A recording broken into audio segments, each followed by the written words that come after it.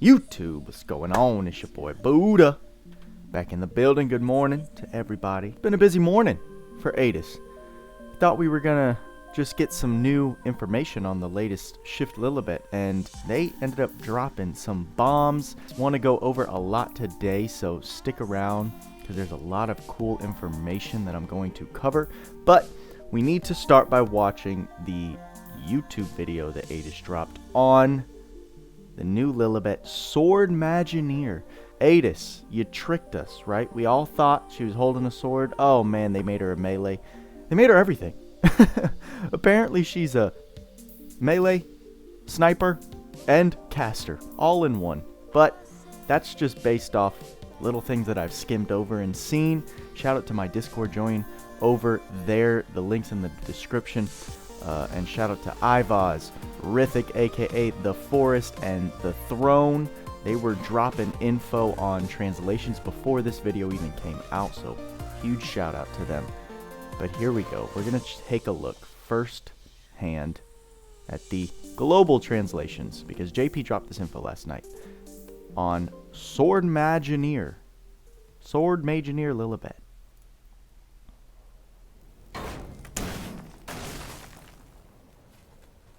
So they're dropping new cinematics. You gotta love this, like 3D that they got going on is really badass. But here we go. Remember, they're adding new story. That looks like where Divine Beast Ray's gonna come into play. Oh snap. That's Zex right there. What was that? Alright, I'm finally accepting my rate. Crimson Moon. No, this is just... those were randoms. Those were randos, but here we go. She's transforming. Oh. Hey. So look at this. We all got fooled. Aidis tricked us. Because we saw the sword, right? In that data mine sprite. Homeboy. She got the biggest crossbow on her back. So she's dual wielding sword and bows from what I've seen predicted. Buster Squall, Regal Master, Calamity Heaven. She looks fun to use, bro. So yeah, there she is with the, like, she's just using every weapon imaginable plus a tornado storm. Alright, here we go. Here's some juice, right? So, Swordmagineer Lilebette. Her first trait is Magic Blade. When physical attacking, using special, add 20% of int to int and strength. Okay. Add killer/slayer damage to all regular attacks and specials. Killer/slayer damage plus 35%. She's gonna be a PvP problem, bro. A PvP problem. Her second trait is Mule Type 0. Nullify soldier, killer/slayer damage from enemies. Attribute weakness, attack damage plus 35%. So whatever attribute she is, which I believe is Earth, she's dealing an extra 35% damage. Killer/slayer and attribute weakness damage cap plus 4,000. So if you're weak to earth magic, she's got extreme damage buffs and damage caps built into her kit.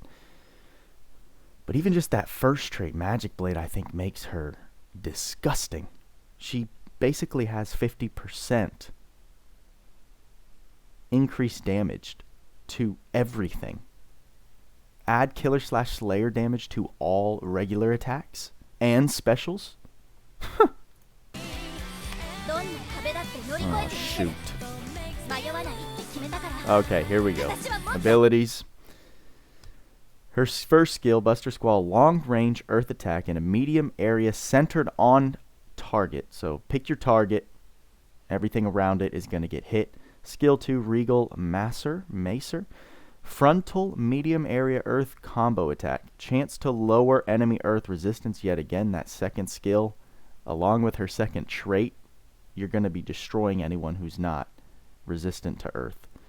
Calamity Heaven is her third skill. Instantly close the gap for a wide area earth combo attack. That's going to be like DB Ray's third skill and Alice's first skill. And then her ultimate special is Daedalus. Powerful combo attack on an enemy. Chance to lower enemy strength, defense, so chance to lower all their stats. Units physical damage plus 20% and restore SCT. Wow, so by popping her ultimate, you're going to get SCT on all of her other skills. She seems fun, man. She seems fun. I like that she's like working with all these different weapons. And then here are some skills that she gets. Skills in yellow appear for the first time. Gotcha. So these are coming brand new with her.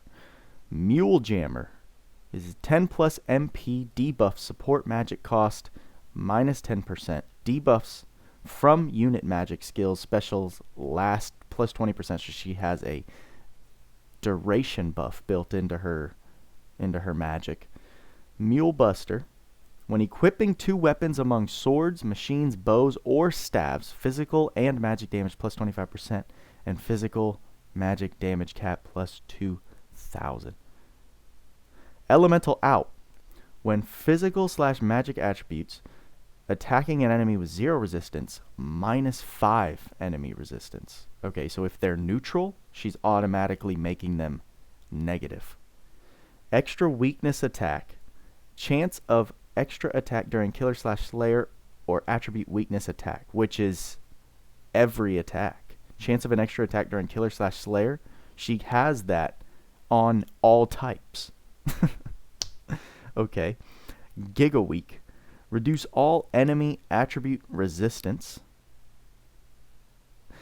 Giga Shaker.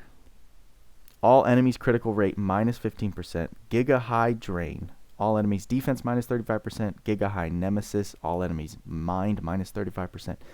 Nether Tempest. Powerful earth attack to all enemies. Chance to inflict defense minus 20%. I believe that Nether Tempest, like we stated, that's a brand new earth magic skill. Holy snap, bro. And then down below, she's getting Tornado Storm, which is a powerful earth magic attack. She gets Aim Vitals. She gets Bless Speed. She gets Arcane Up 3, Fighting Spirit 3, Special Boost, Beast Alliance, Phase Change. I'm not familiar with Phase Change. Critical Up 3, Goddess Kiss. She gets Dual Wield, Auto Haste, Auto Regen, Awaken, Advanced Aim Vitals, Earth Attack Raise 2, and Earth Critical. Oh, remember how I said I wasn't going to summon, even if she was one of the most broken characters? Yo, she's like Logia on crack. She's got all of Logia's debuffs, but then she also has these insane damage buffs to her. In physical damage, magic damage. Oh my gosh, bro. And she has all of the, like, some of the most important skills already built into her. So she gets a ton of SC saves. Oh, she's like absorbed the power of her parents. And then here's the art that's coming with her. Ancient Ruins of Saint Marius. The attribute at max level, regular attacks deal extra light damage. Machine equipped, reduce damage taken. Effect up over time, down when damage taken, max minus 40%. Right. Effect up over time, and then down when damage taken. So if you go longer without getting hit, you build up to this negative 40% damage taken. But if you get hit, I'm guessing it's like a sliding scale. Interesting. And then 1.3 times magic debuff time. So a magic debuff extension and 1.3 times chance of casting skill debuff. Wait, what? So a 1.3 times magic debuff time and 1.3 times chance of casting skill debuff? I don't get that. The skills it comes with: Mimicry, Stone, Wind Circle magic, regularly deals earth damage to one enemy, and reduce fire resistance. So it's, okay, that must be a debuff. Weak point boost. When hitting a weak attribute with a physical attack, damage plus 30%. Does she already come with that in her kit?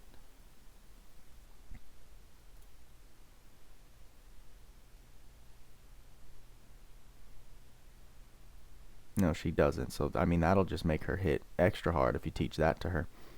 You also get Dusk, Stock Skill 2, and Curse Nil. Yeah, she's going to look disgusting with those Terror Mouth, I think, is where you deal extra damage to enemies with status debuffs to them. But another Skill Stock 2, I feel like I've seen a ton of those. What we need is more Skill Stock 3s. I think the only Skill Stock 3 is, it's only a couple very rare arcs that have them. And then Dusk, I'm not sure what that is. I'm not extremely excited about the art, based on what I'm seeing. Definitely got really, really nice artwork. And then Lilebette, she definitely exceeded expectations. She's another Descent of Heroes banner, which I know a lot of people are pissed about. I can't blame them. It's just limited release after limited release after limited release. The end of last year and the start of this year seems like it's not going to stop. Looking in game, Aidis did also drop this January 14th maintenance notice, which brought a lot of new information that I wanted to go over. I did skim over it this morning, but definitely wanted to catch this on video.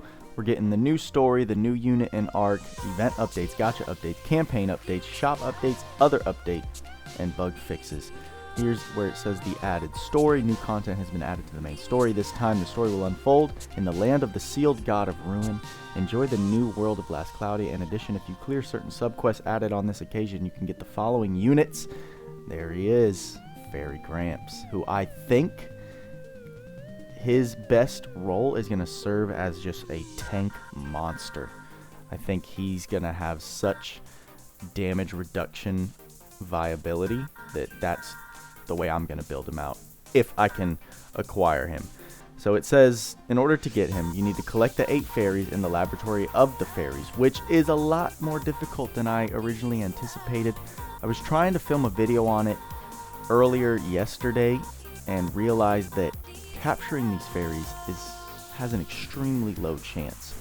I probably ran the fire stage 20-30 times and did not see a single fairy. So I've got to figure that out a little more before I am confident to release a video on that. It says acquire a certain special item from the world map and then play through the main story, which I need to do desperately. Please note that the quest is extremely difficult, so it sounds like it's going to be very tough to get Fairy Gramps. I'm planning on trying to dissect what this all means, what it entails more later on, and put it together in a video, so keep your eye out for that. New units and the arts that we just looked at: Swordmagineer, Lilebette, and then Ancient Ruins of St. Maurius. Like I said, Aidis, they switched it up on us. Good on them for fooling me, and I'm sure a lot of people. We all thought, damn, she's just going to be a regular melee damage dealer. No, she's like the ultimate hybrid. She's damage dealer, sniper, caster, all of it included. So it seems like there's going to be a million ways you can build her, which is very fun sounding to me. And I think she's going to be hitting like a truck. Here's a new event coming out. What makes us smile. It's going to be based around Lilebette, obviously. Main points of the event are summarized below. Let's relive the story of Lilebette. This time, it's a story that highlights a pivotal moment from Lilibette's past. A few years ago in Blaze Garden, a red-haired girl who is the granddaughter of a central figure of the Beast Alliance, together with a skyship engineer friend she grew up with, she starts a journey that leads to her finding her own path. This is the story of her first step on that path. So, some nice background into Lilebette. Get the exclusive equipment for Swordmagineer Lilebette. Okay, here we go. This is some interesting stuff I remember. From the latter half of the event, because you know Aidis likes to release their time-gated events, the powerful Swordmagineer Lilebette exclusive equipment Flash Tech Bow Darkwind will be added to the total points rewards. Be sure to get it, so I'll be grinding my butt off on this event. In addition, if you obtain this equipment, a quest will appear in which the event limited alchemy material, Alchemy Stone, is guaranteed to drop. Alright, stay with me. Strengthen your machine equipment with alchemy during the event. Until 10:59 on February 3rd, 4 types of machine equipment will be available for limited time alchemy. Equipment can be enhanced using these alchemy stones. Here are the target equipments. Obviously the Flash Tech Bow, but look at this. Covert Gun Trishula is added to this alchemy enhancement event, which I am so stoked for, because Covert Gun Trishula is already a broken weapon you get from the Arc Caldina the Great. It took me a second. I have it attached. I actually did just finish grinding. I did some ether grinding on Caldina the Great, and I do have this weapon now. I have it equipped to DB Ray. He's hitting damage caps now at level 88. I'm in love with him still. And so the ability to upgrade Trishula even more excites me a lot. You can also enhance Thunder Drill, which I've seen somewhere. I can't remember where. But additional traits with maximum enhancement are added, as well as Gold Vulcan gives you some additional traits with the maximum enhancement. So pretty much Thunder Drill and Gold Vulcan sound like they're going to be buffed a lot if they're adding traits to the equipment, which is basically the bread and butter of some of the best equipment, is what kind of traits and skills do they give. Furthermore, during this period, the alchemy of the above equipment will be 100% successful. So if you have the ability to upgrade these, do it, because you got no risk. The above equipment will be placed in the alchemy lineup even after the period ends, but alchemy stones cannot be used. So this statement, I wondered if alchemy stones are what guarantee the 100% success rate. After that, you can't use these alchemy stones. So, or if the alchemy stones just give you maybe +2 or +3, +4, who knows, whenever you're enhancing with it. The event units, obviously, the new Lilebette, and then the typical main cast characters are going to give you the added XP, or bonus XP, bonus AP, and bonus event points. Man, Lilebette. I said I wasn't going to summon, but dang, your boy likes the sound of her kit. And I don't have a strong earth type attacker. I missed my chance to get Logia with the ticket, but I think that Sandworm would look incredible and disgusting on this new Lilebette. This is basic information, just talking about the paid step-up banner that will come with this Descent of Heroes. We also got this campaign update. So a new training campaign is released. Stat power-up campaign. It looks like you can get a ton of crystals through this, so I'm all about it. Various training campaigns will be available. Please check the details below.